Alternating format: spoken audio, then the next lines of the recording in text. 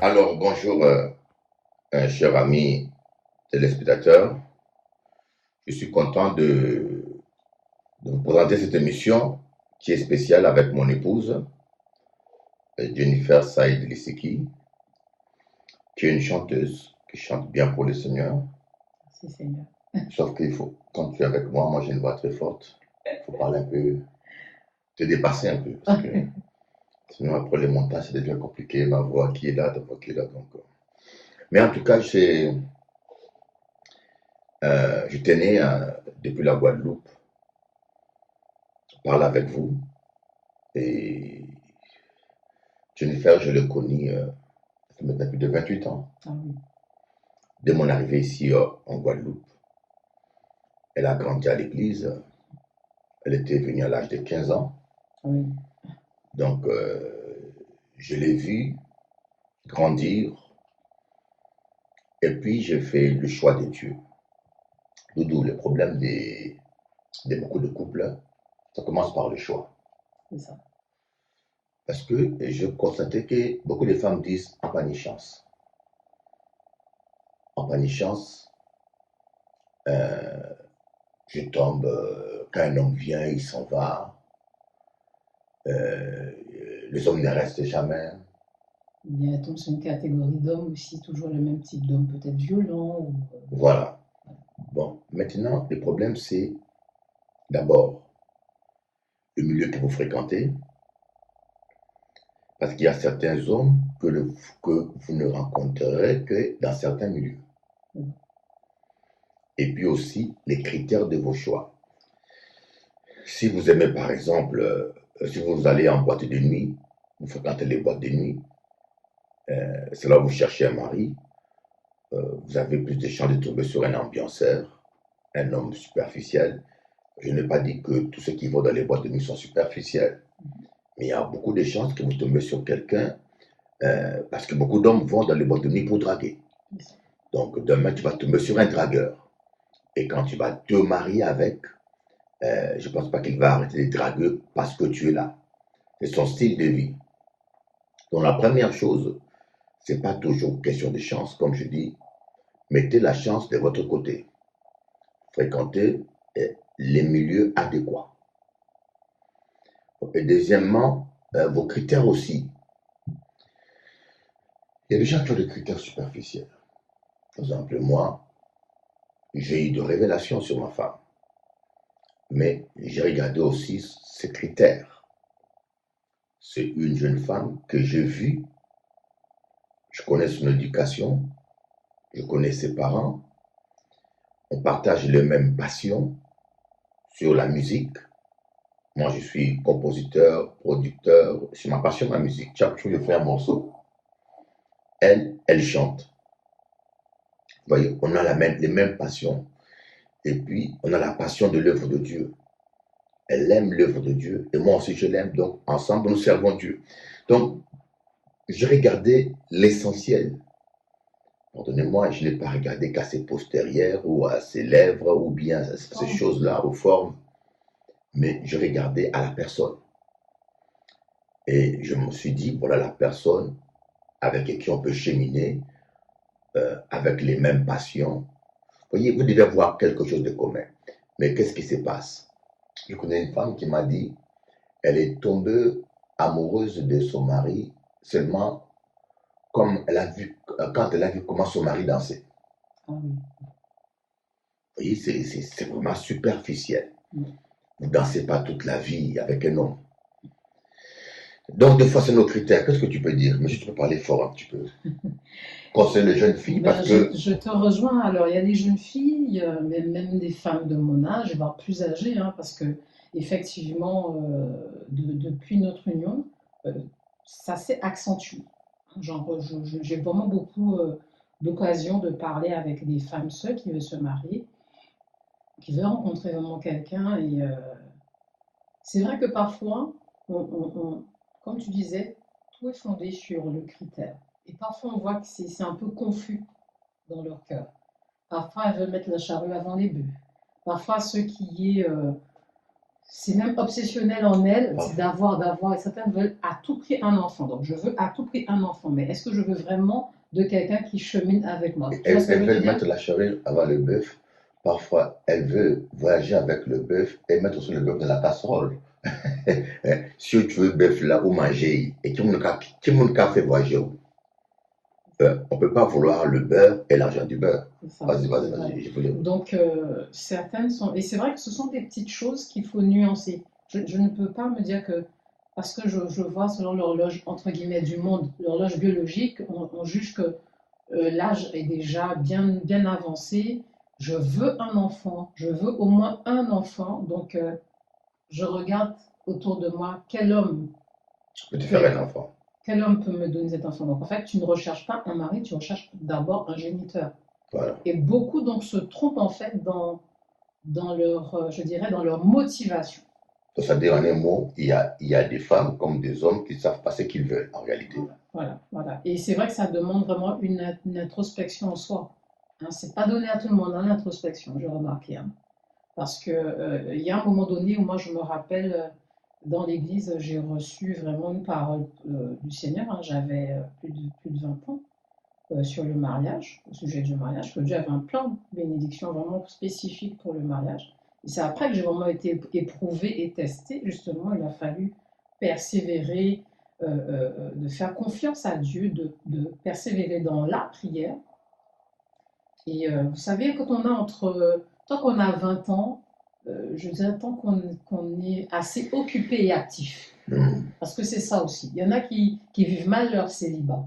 Tu l'as dit il y a quelques jours, je peux être célibataire, mais être heureux, être épanoui, Être bien dans sa être peau. bien dans ma peau. Mais ce que le monde nous renvoie, c'est que tu dois être à tout prix en couple. Et maintenant, cet esprit-là, cette façon de penser, on l'a dit, comment dire, on la donne, on l'inculque déjà aux enfants.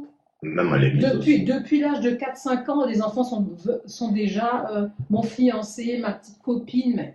Mais non, c'est le moment d'étudier, c'est le Ouais. moment de faire des jeux sains, c'est le moment, je dis, d'avoir des jeux éducatifs, le moment d'apprendre à vivre en collectivité, parce qu'il y a des gens qui ne savent pas vivre en collectivité aussi. Hein. C'est le moment de vivre En un mot, c'est le moment de se réconcilier avec soi-même. soi-même, d'être bien. D'être en paix avec soi-même. Parce Voilà. que là où pas en paix avec vous-même, tu ne peux pas être en paix avec un autre C'est homme. Hein. ça, c'est ça. Comme on dit, aime-toi toi-même.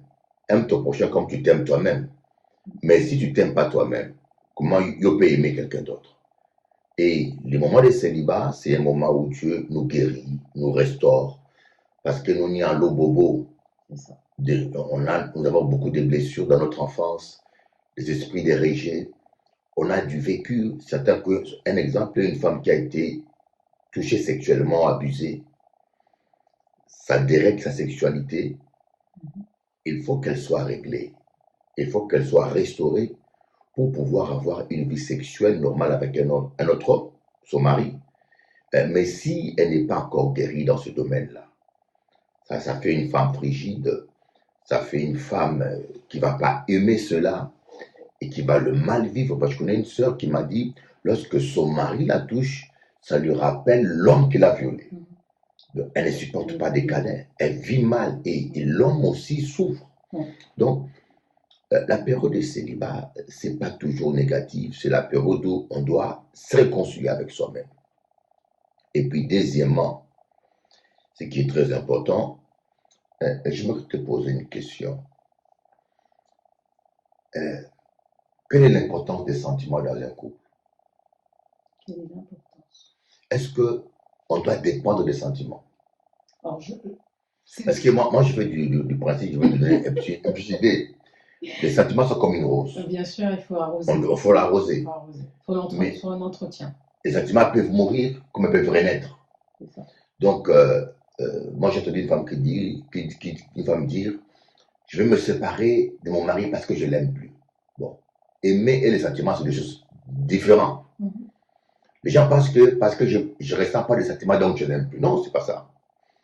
Les sentiments, c'est quelque chose qui est beau. qui doit exister dans tout le couple et qui doit s'entretenir.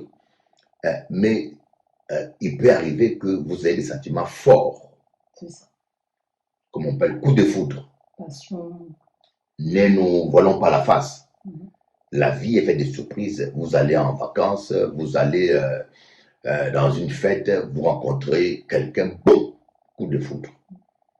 Et si cela vous arrive, vous allez détruire votre foyer, détruire votre couple simplement parce que cet homme ou cette femme vous attire. C'est ça. Et Dieu nous appelle à être maître de nous-mêmes, la maîtrise de soi, maître de nos sentiments. Vous ne devez pas être esclave de vos sentiments. Et c'est une erreur. Mais, et je tiens à vous dire, comme je veux dire à quelqu'un, aimer, c'est vouloir aimer. Alors, tu as dit une chose, c'est de ne pas dépendre. Et j'écoutais quelqu'un qui disait ceci, parce que ça m'a rappelé, moi, enfin, mon vécu par rapport à toi, par rapport à notre union. Mm. Certains me disaient qu'en fait, que dans le couple, il y a trois phases. Il y a une phase où on se découvre, enfin, c'est pas la découverte, hein, c'est plutôt la phase où on est vraiment amoureux, voilà, L'euphorie. voilà, c'est l'euphorie, c'est cette première phase. Après, au fur et à mesure que l'on vit ensemble, voilà, donc on est dans une phase de confrontation. La confrontation, c'est la découverte des défauts de l'autre. Et je me rappelle que par rapport à ce point-là, j'ai une de mes collègues qui est un peu plus jeune que moi, et donc qui a régularisé sa vie, qui s'est mariée, elle connaît. Régulariser sa vie, ça veut dire Alors, quoi? c'est quelqu'un qui est dans le Qui a concubinage mis sa vie en ordre et qui s'est par rapport à marié. la parole de Dieu. Et alors, je dis régulariser parce que c'est vrai que elle, cette personne ne vit pas la foi en Christ comme nous. Mm. Mais j'ai senti qu'elle a un héritage, tu vois, de Mm. sa face. Parce qu'elle m'a vraiment dit, tu sais, j'ai pas fait les choses comme il serait J'aurais coutume dû. de les. Voilà, tu vois, comme j'aurais dû. Alors, moi, je commençais par le concubinage et après, je me suis mariée. Et elle m'a dit, tu sais, je sais que dans ta communauté, vous avez l'habitude de conseiller les couples, tu as l'habitude d'être entouré. Mais lorsque tu mettras ton pied véritablement, c'est autre chose. Et elle me disait que parfois, tu vas peut-être agacer ton mari et lui aussi va t'agacer. Et j'ai senti que l'Esprit de Dieu me parlait quand elle m'a dit ça. C'était comme une mise en garde. Ne reste pas que dans le côté euphorique. Il y a des réalités aussi du quotidien. Mais là aussi, il va falloir gérer ses sentiments. C'est pas parce qu'on peut être en désaccord, c'est parce que dans le couple, ça s'appelle la phase de découverte. J'apprends à te connaître, tu apprends à me connaître. J'apprends à voir ce que tu aimes, ce que tu n'aimes pas. Là, on est d'accord, là, on n'est pas d'accord. Est-ce que parce qu'on est en désaccord sur un sujet, qu'on doit être fâché et que l'amour est refroidi? Certains sont effectivement, comme tu disais, vulnérables par rapport à ça et dépendants. Alors que non, je comprends que les désaccords doivent nous permettre au contraire d'aller de l'avant ensemble.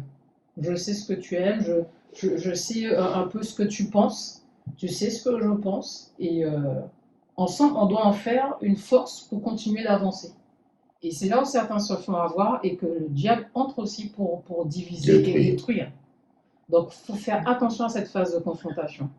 Et après, au fur et à mesure qu'on est bien, on sait bien comment fonctionne l'un et l'autre, eh ben, on se stabilise. Ça veut dire que je vais anticiper. Si je sais qu'il y a quelque chose qu'il n'aime pas, je vais éviter. Si c'est quelque chose que je n'aime pas, il va éviter. Ou bien s'il y a quelque chose que j'aime, voilà. C'est ça pour moi.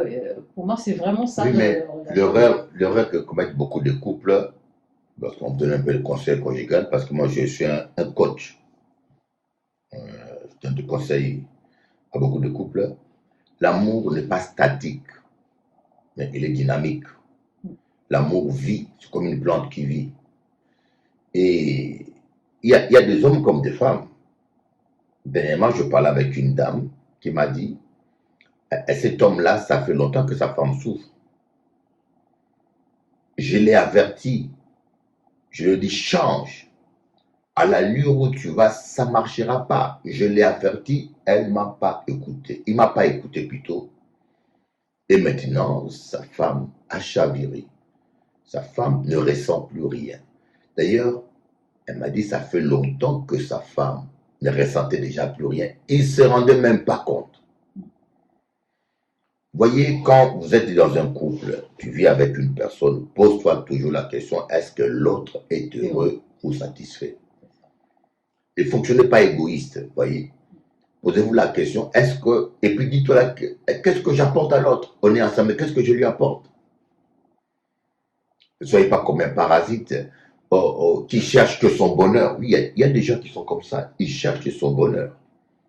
Pardonnez-moi les mots. Il cherche, ou bien il veut que faire son coup. C'est malheureux. Comme nous qu'a dit, nous les Afros, le côté sexuel prend trop d'ampleur.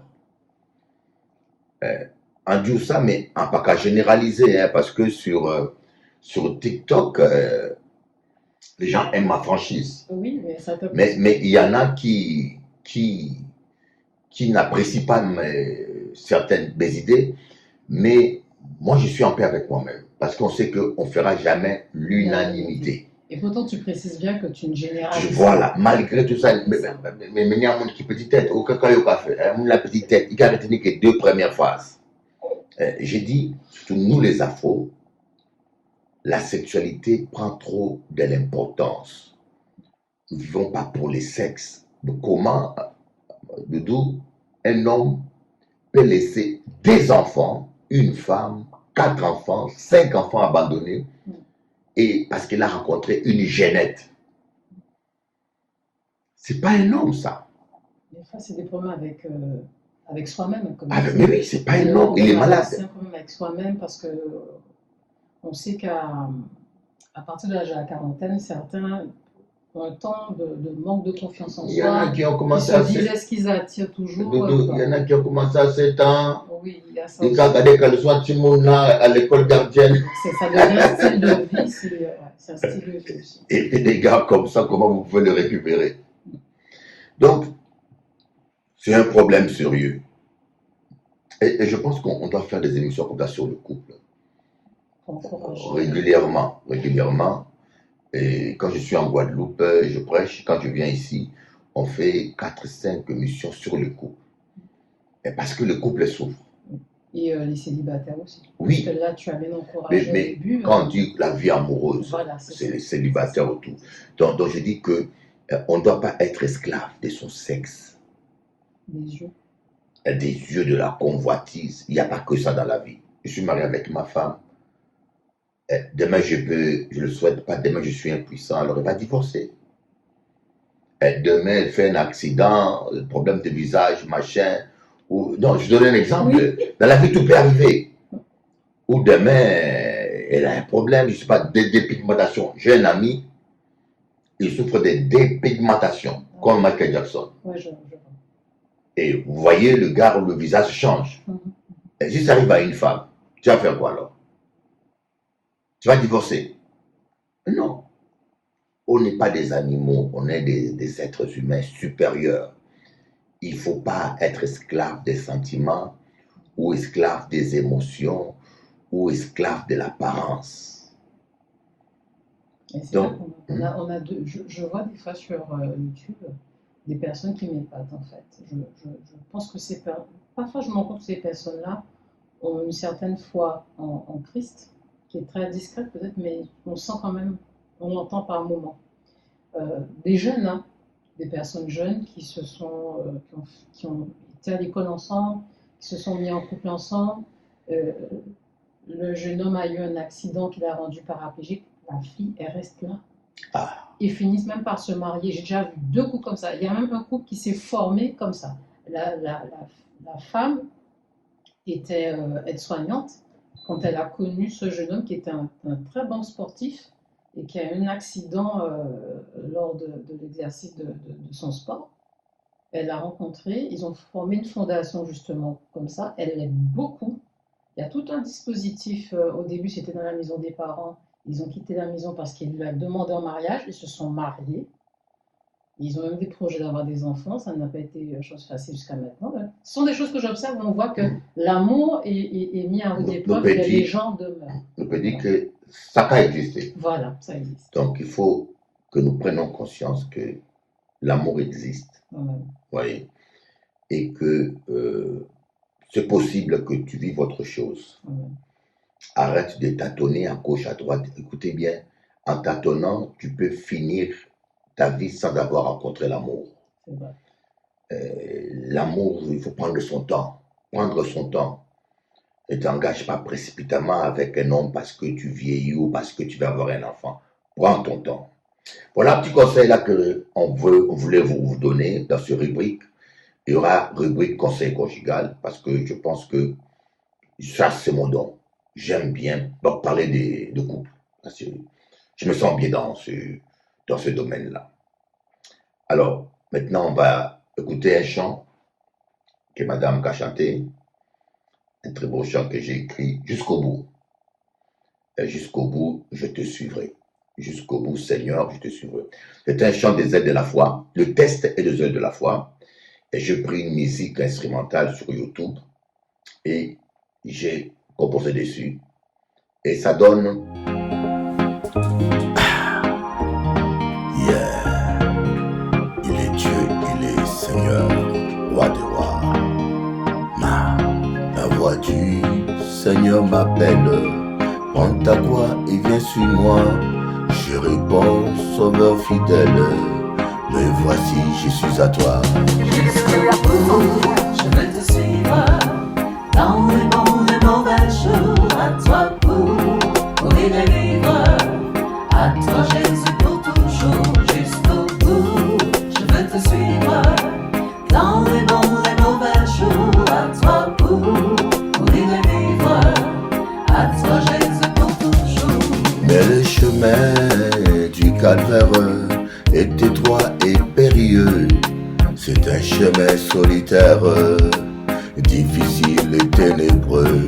Il faut quitter ce qu'on aime, savoir être mal jugé, endurer l'injure même, du monde être méprisé. Jusqu'au bout, je veux te suivre. Dans les bons et mauvais jours, à toi pour mourir et vivre. À toi Jésus pour toujours. Jusqu'au bout, je veux te suivre. Dans les bons et mauvais jours, à toi pour mourir et vivre. À toi Jésus pour toujours. Oui, perdre sa propre vie, consentir à n'être rien, n'avoir qu'une seule envie, aimer Jésus le seul bien. Jésus donne grâce et gloire pour les suivre à chaque pas, avec lui joie et victoire, paix et bonheur ici-bas. Jusqu'au bout, je veux te suivre. Dans les bons et mauvais jours, à toi pour mourir et vivre.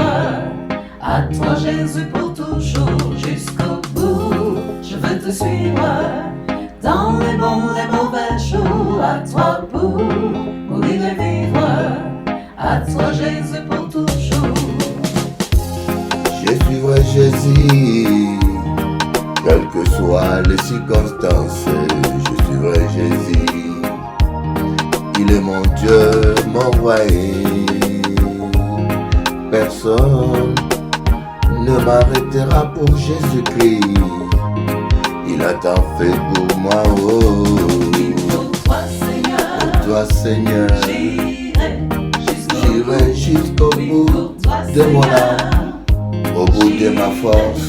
Jusqu'au bout, oui, pour toi Pour toi Seigneur, j'avancerai, malgré les vents contraires. Pour toi Jésus, j'irai jusqu'au bout. Aïe aïe aïe aïe aïe aïe. Pour toi Jésus, même si le mal s'en va, oh oh.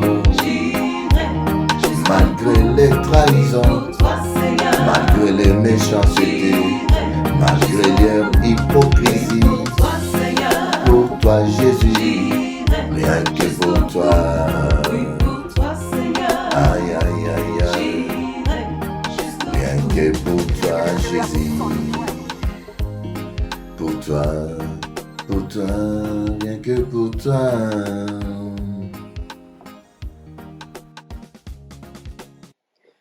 Bonjour chers amis téléspectateurs et chers amis internautes, je suis vraiment ravie de vous retrouver dans le cadre de ce programme qui a pour but de vous fortifier, de vous édifier, de vous encourager selon la bonne nouvelle de l'évangile de Jésus-Christ.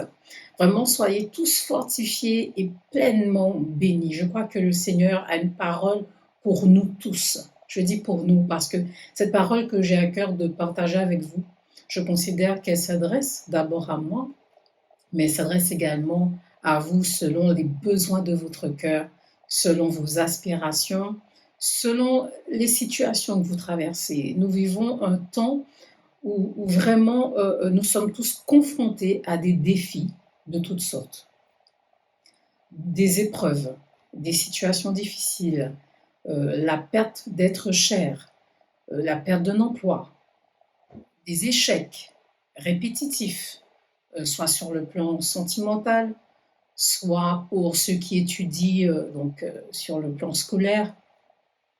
Nous sommes confrontés à des situations difficiles, et cela quel que soit notre âge, quelle que soit notre situation sociale, peu importe qui nous sommes, j'ai envie de vous dire, nous traversons tous des situations difficiles. Mais j'ai un encouragement pour chacun.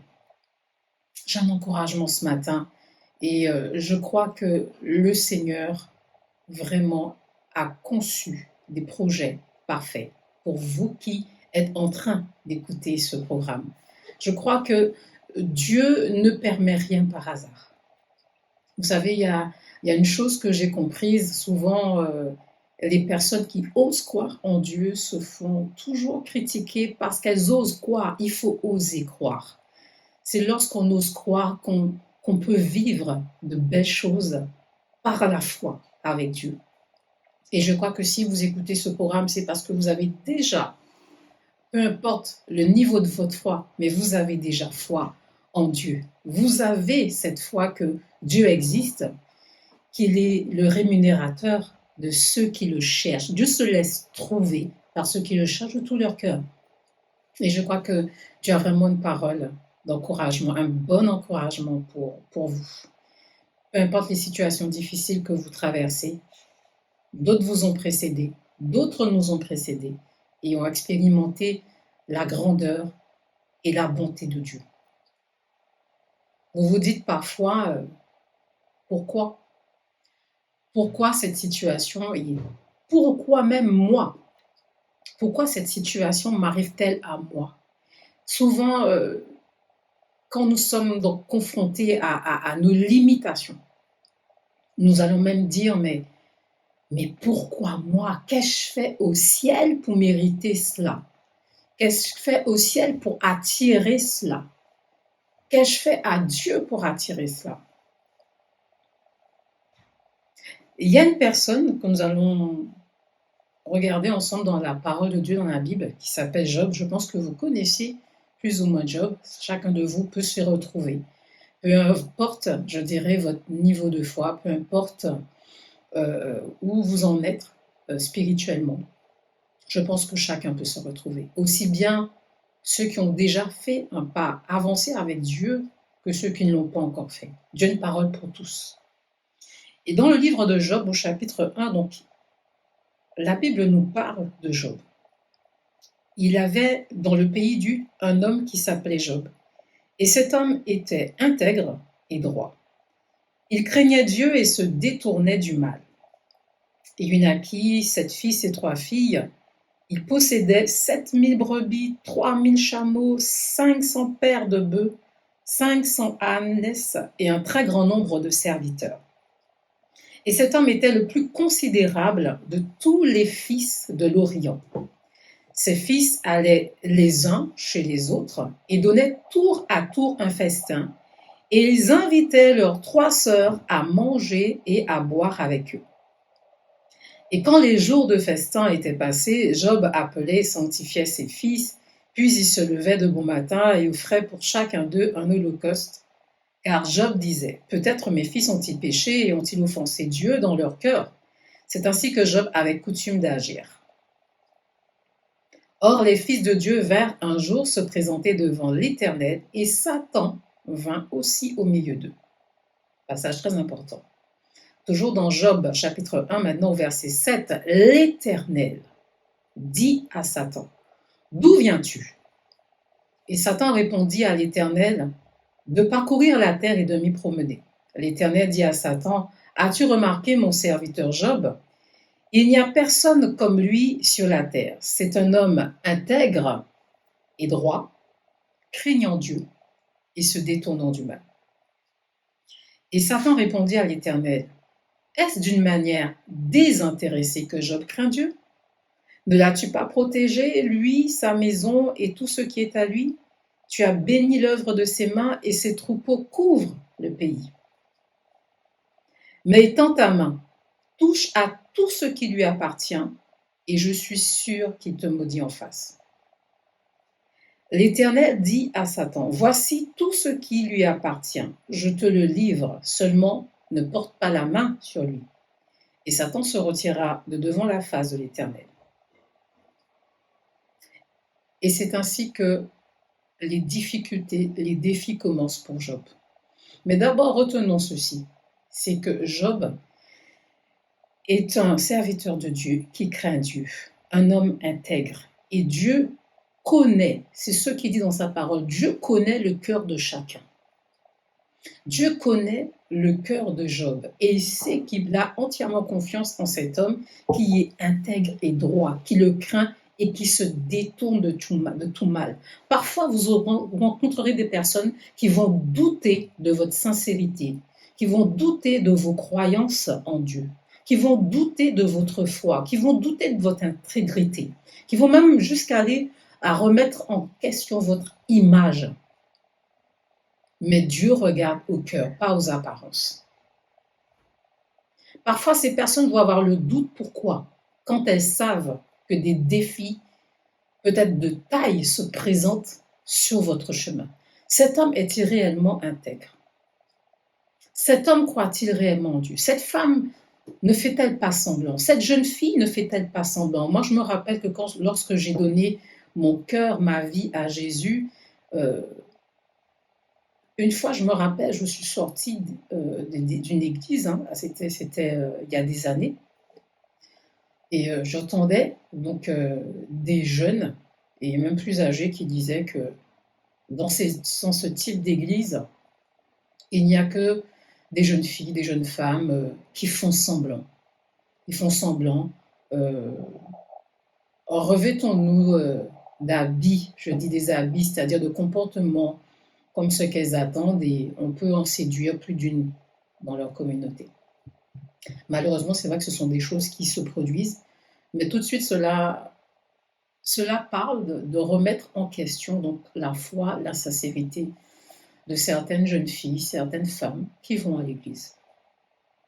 Certains comportements peuvent être véritablement remis en question, mais je répète encore, Dieu connaît le cœur de chacun, et c'est lui qui juge et qui jugera chacun selon ses actes, selon ses paroles.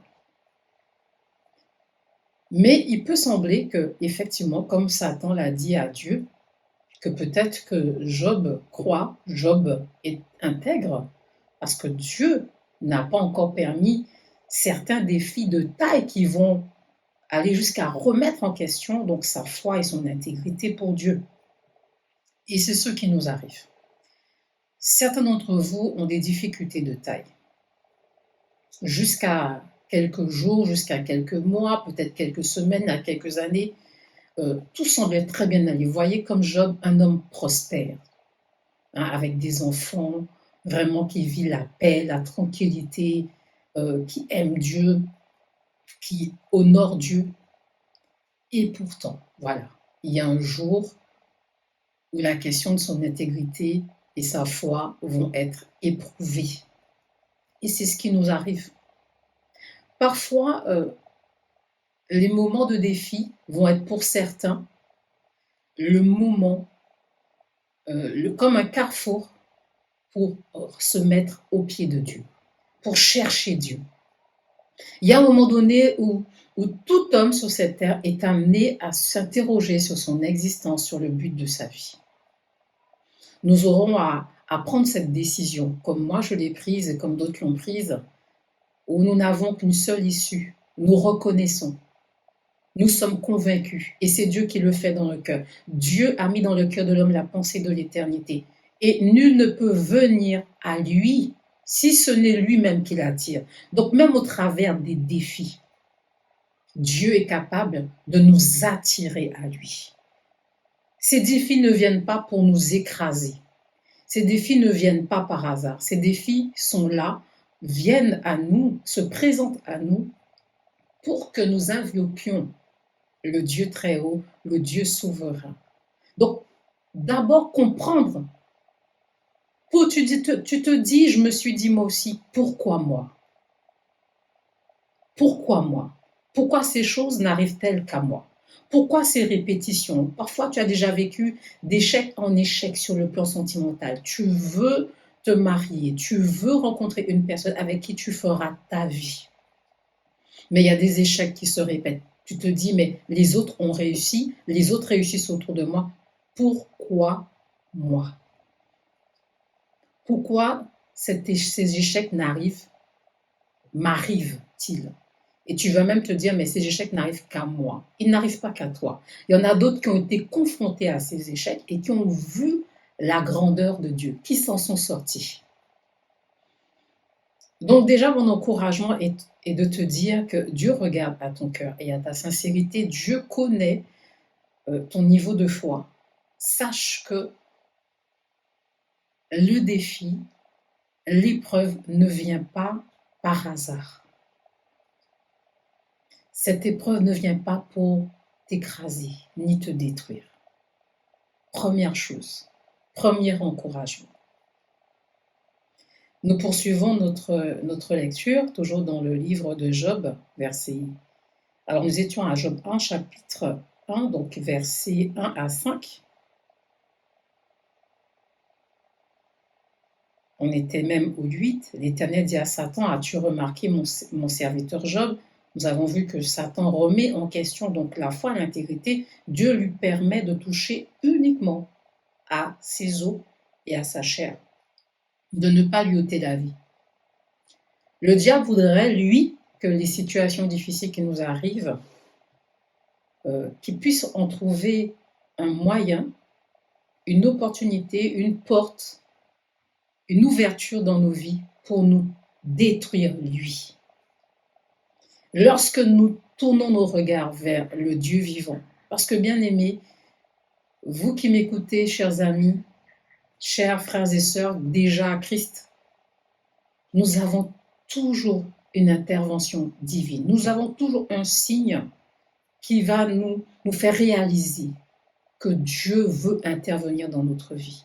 Quelqu'un viendra sur notre chemin pour nous parler de la solution qui est en Jésus-Christ. Quelqu'un viendra sur notre chemin nous encourager à tenir bon.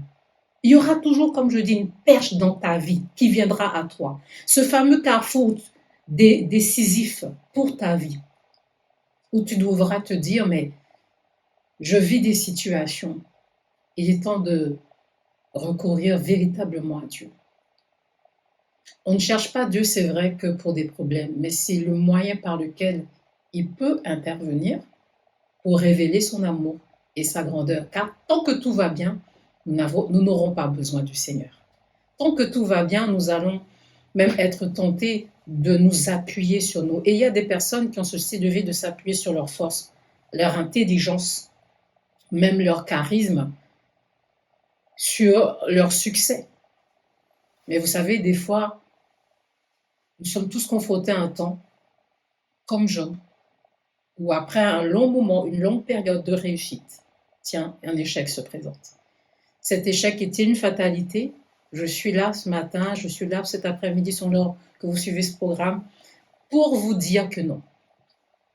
Pour vous dire que l'épreuve n'est pas une fatalité, que Dieu a quelque chose de bon en réserve pour vous.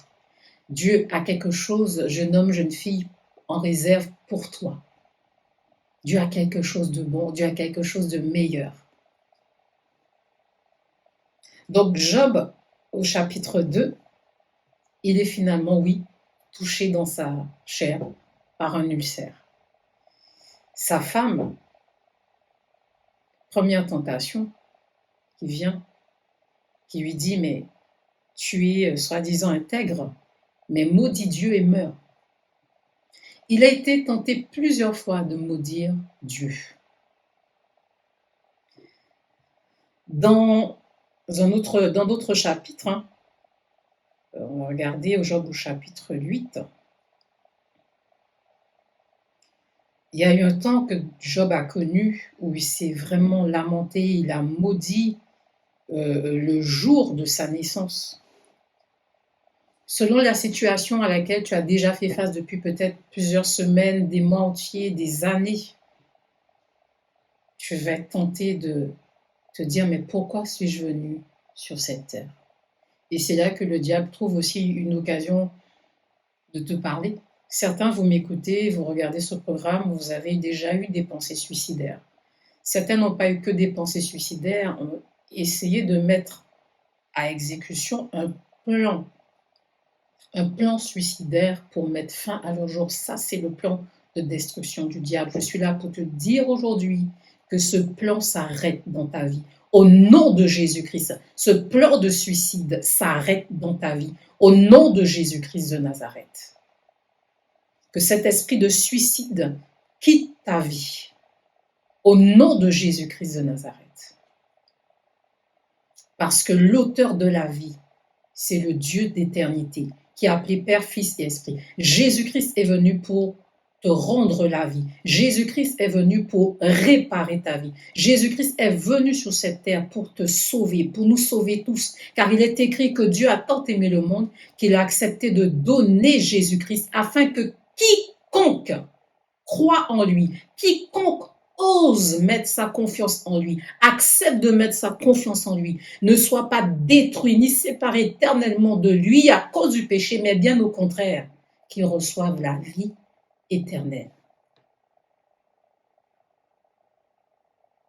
Tu as maudit le jour de ta naissance. Tu t'es même dit pourquoi cette mère, ce père m'ont donné naissance. Certains, vous m'écoutez, vous n'avez peut-être même pas connu votre père ou pas connu votre mère.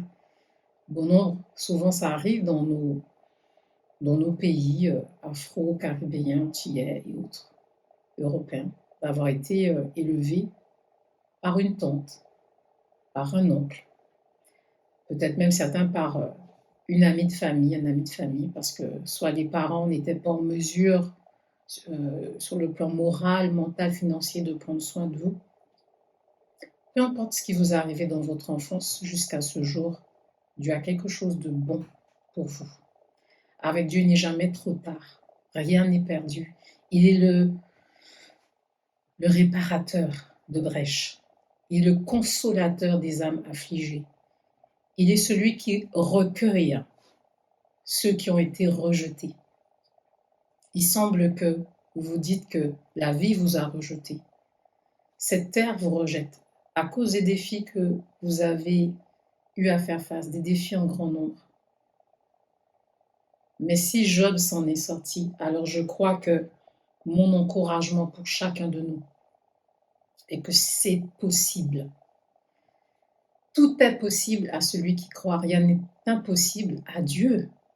Rien n'est impossible à Dieu. Et tout est possible à celui qui croit. Il suffit d'oser ouvrir son cœur à ce Dieu qui donne la vie, à ce Dieu qui est capable de tout faire. Nous avons tout pleinement en lui, dit sa parole.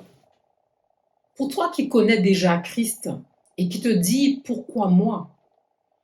Romains 8 nous dit que Dieu fait concourir toutes choses au bien de ceux qui l'aiment, de ceux qui sont appelés selon son dessein. Que les souffrances du temps présent, les souffrances de ce siècle présent ne sont pas comparables à la gloire à venir qui nous attend. Cette gloire que le Seigneur nous a réservée. Ces souffrances ne sont pas comparables. Après avoir semé avec des larmes, Dieu, dans son plan merveilleux, Dieu, dans son désir merveilleux, veut que tu te réjouisses avec des cantiques d'allégresse. Si d'autres l'ont vécu, toi aussi tu peux le vivre, seulement si tu acceptes d'y croire.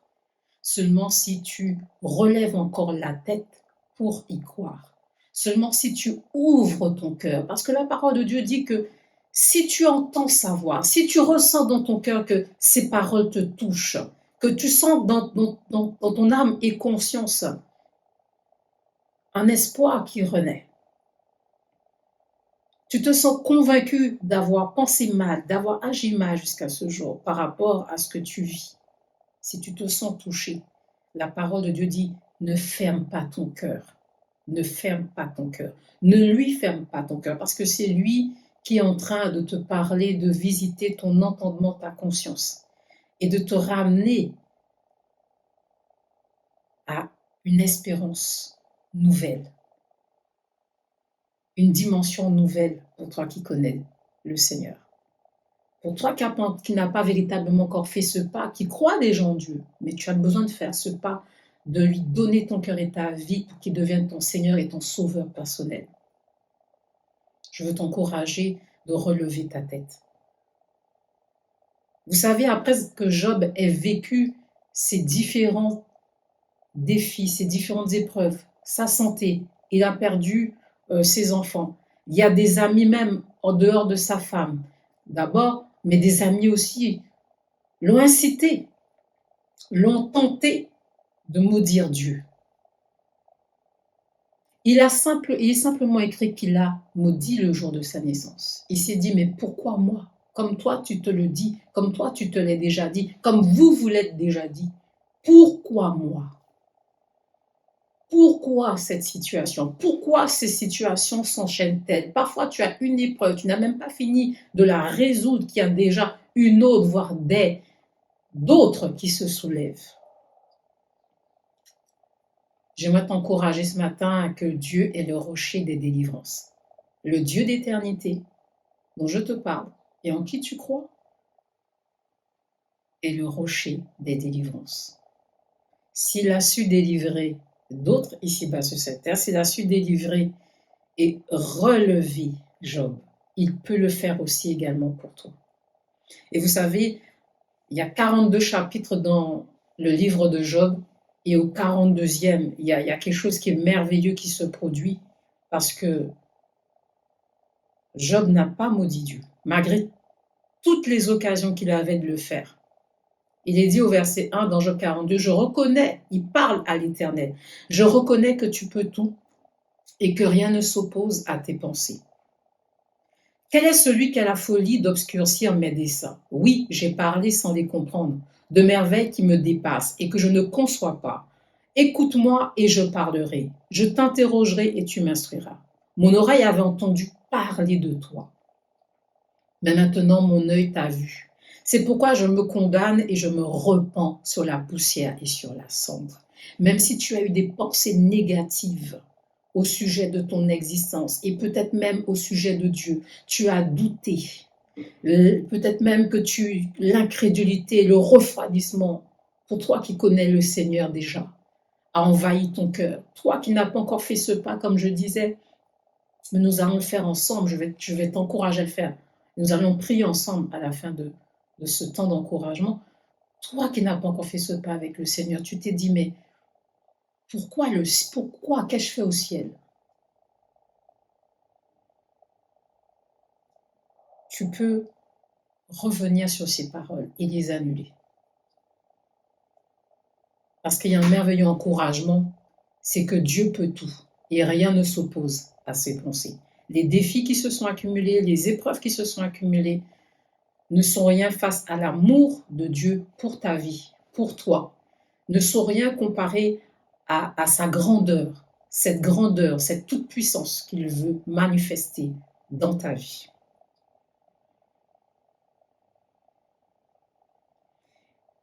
Et ce qui est merveilleux pour Job, c'est que il y a donc des amis aussi qui l'ont tenté donc à rejeter Dieu. Et il est dit ceci. Après que l'Éternel eut adressé ses paroles à Job, il dit à Eliphaz de Théman, toujours dans Job 42, verset 7, « Ma colère est enflammée contre toi et contre tes deux amis, parce que vous n'avez pas parlé de moi avec droiture, comme l'a fait mon serviteur Job. » Donc, malgré toutes les situations difficiles qui se sont enchaînées, on a eu beaucoup. sa santé, sa famille, les biens qu'il possédait. Job n'a pas maudit Dieu. Job ne s'est pas détourné de Dieu. Son cœur est resté vibrant pour Dieu. Ses amis l'ont tenté. Et regardons ce qui est merveilleux et beau. Donc l'Éternel Dieu parle aux amis. Donc il dit, prenez maintenant 7 taureaux et 7 béliers, allez auprès de mon serviteur Job et offrez pour vous un holocauste.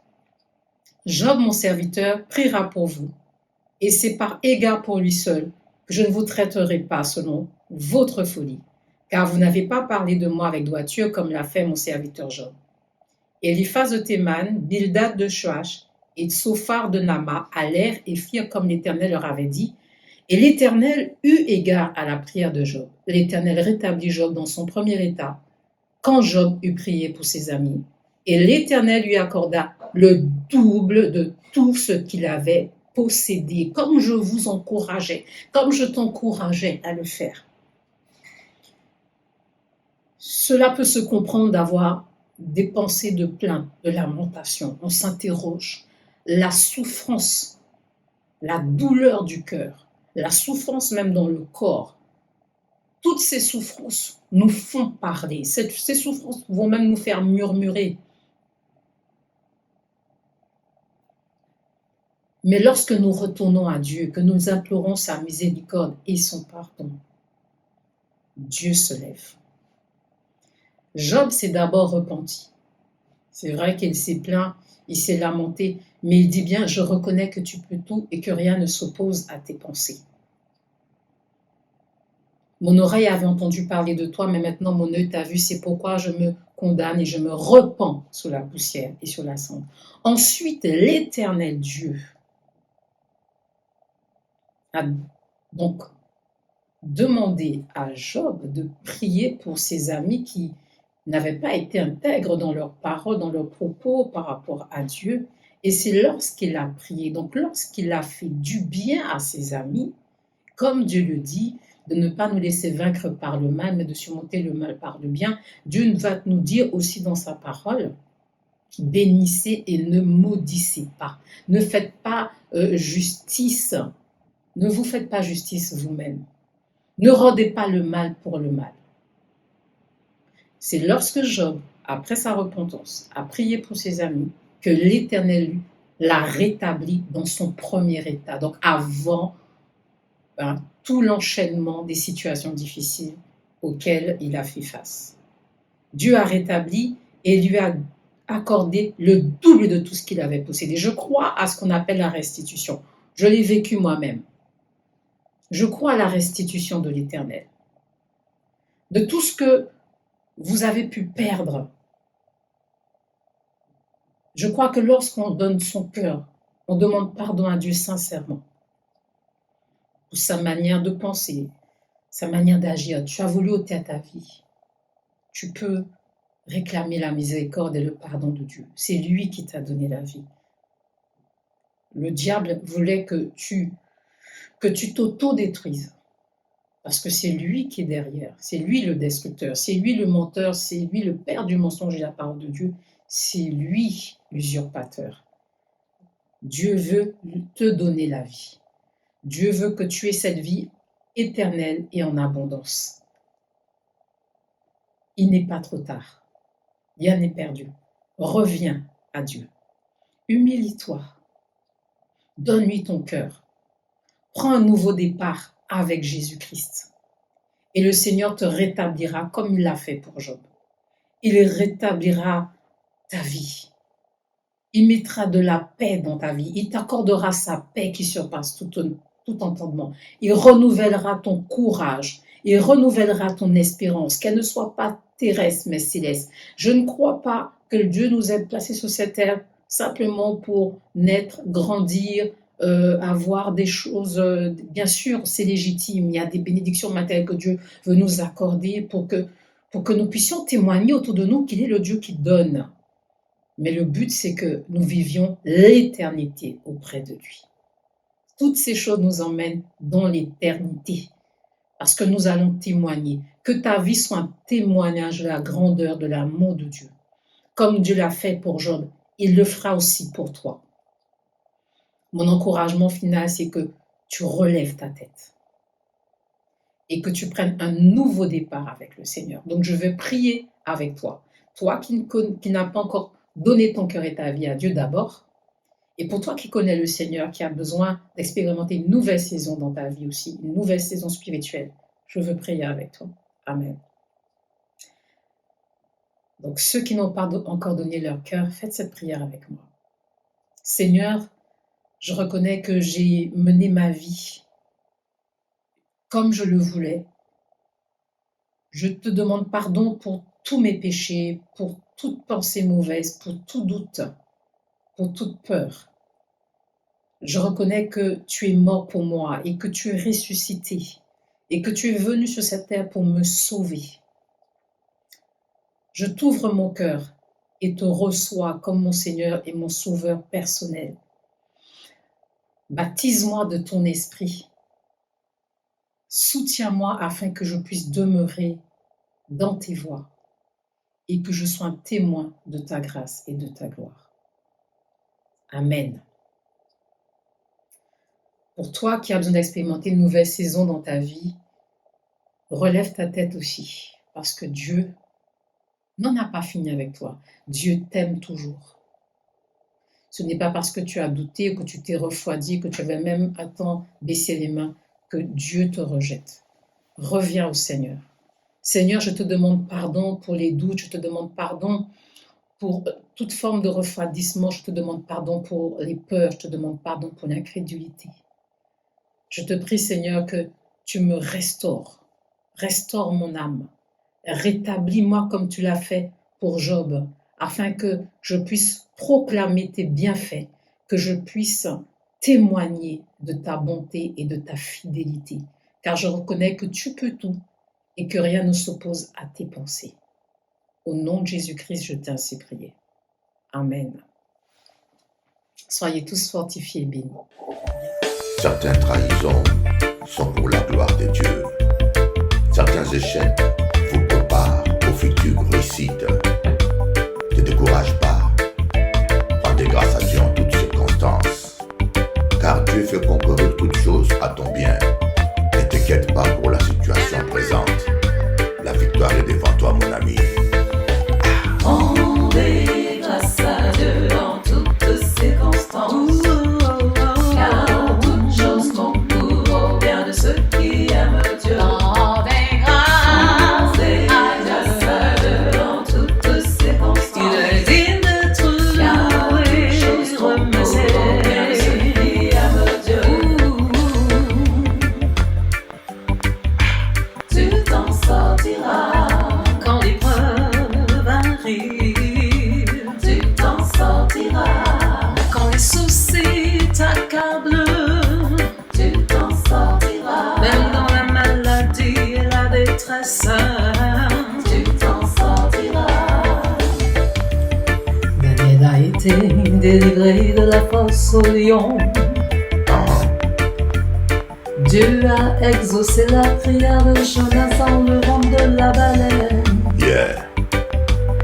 Tu t'en sortiras aussi si tu crois, mon ami. Alléluia.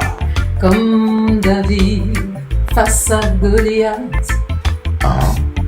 Comme Abraham, le père de la foi.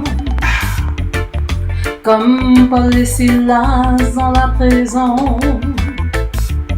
Dieu a agi, il agira aussi pour toi.